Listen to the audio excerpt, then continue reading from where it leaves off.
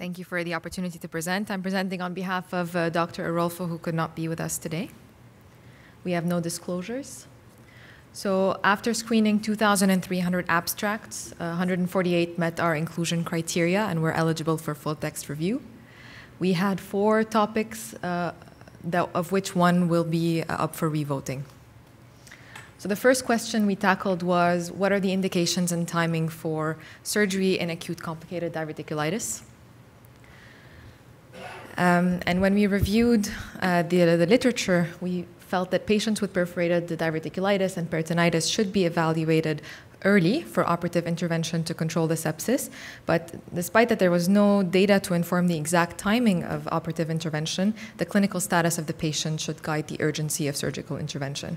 And so with this low level of evidence, we made a strong recommendation that patients with perforated diverticulitis and diffuse peritonitis should be evaluated for urgent surgical intervention. And when we sent out the survey, almost unanimously respondents agreed with this recommendation.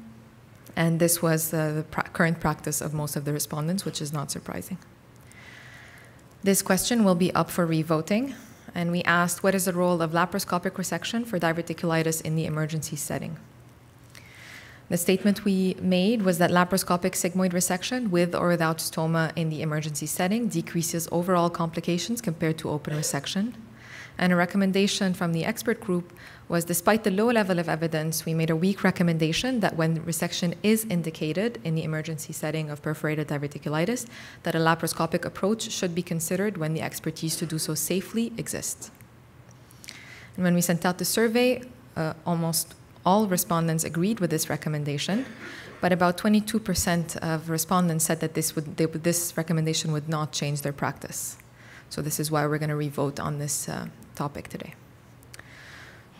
So although the uptake of laparoscopic surgery for diverticulitis is very important in the elective setting, it's sort of lagged behind in the emergency setting.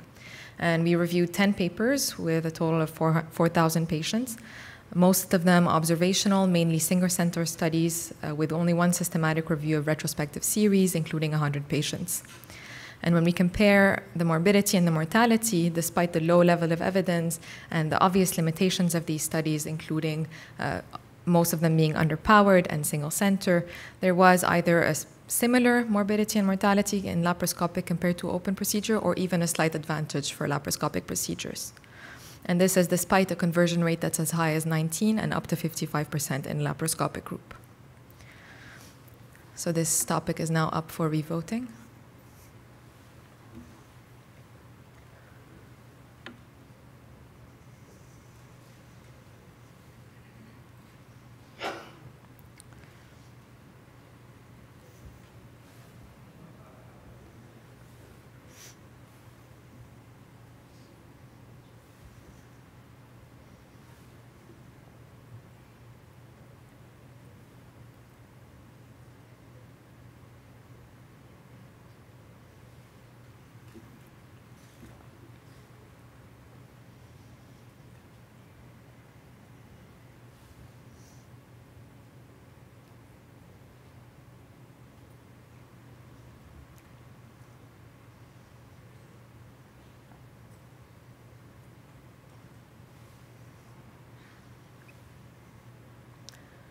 Okay, so very similar to the online survey.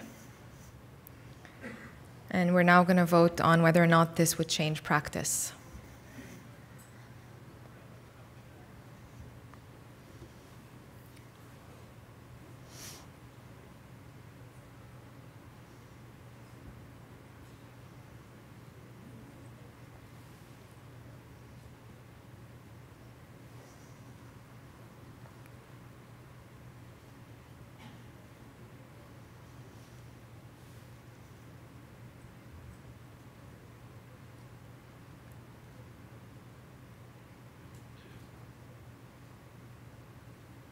Okay, so a bit better than the online survey, with 26% of respondents saying that this would change their practice.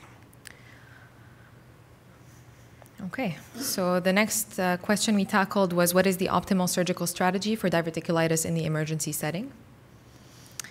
And our statement was that in Hinchey 3 diverticulitis, sigmoid resection with primary anastomosis and proximal diversion has similar mortality, lower morbidity, and lower stoma rates at 12 months compared to Hartmann's procedure with reversal.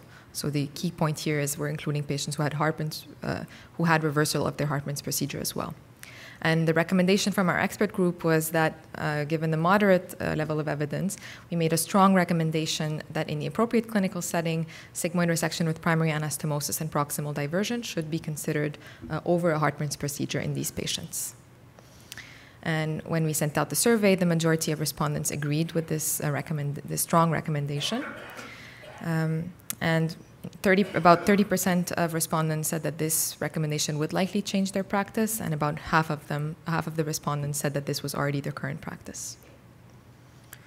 We also made a strong recommendation that a Hartmann's procedure should be the preferred operation for hemodynamically unstable patients with perforated diverticulitis, and this was almost unanimous in that most respondents said that this was their current practice. We evaluated another question for unstable patients with perforated diverticulitis, and that was the role of damage control strategies, such as resection without anastomosis, temporary abdominal closure, and second look. And we found that it has an acceptable morbidity and mortality, as well as lower stoma rates. So our recommendation, based on the low level of evidence, was that damage control strategies should be considered in unstable patients with perforated diverticulitis. And when we sent out the survey, we had almost a unanimous response, with people agreeing that damage control strategy should be at least considered in the unstable patient with a perforated diverticulitis. And about 15% of patients said that this recommendation, respondents said that this recommendation may change their practice, with about 68% of respondents saying that this is currently what they perform. Last but not least, we looked at the recommended extent of sigmoid resection and the best practice for splenic flexure mobilization in the emergency setting for diverticulitis. And although there was no data to guide a statement, we did make a recommendation in the absence of the evidence that in the setting of emergency Hartmann's procedure, the resection be limited to the acutely affected segment and that the splenic flexure not be mobilized unless necessary. And this was agreed upon by almost unanimously by the respondents, and this was the current practice of most of the respondents. So that's it for me. Thank you.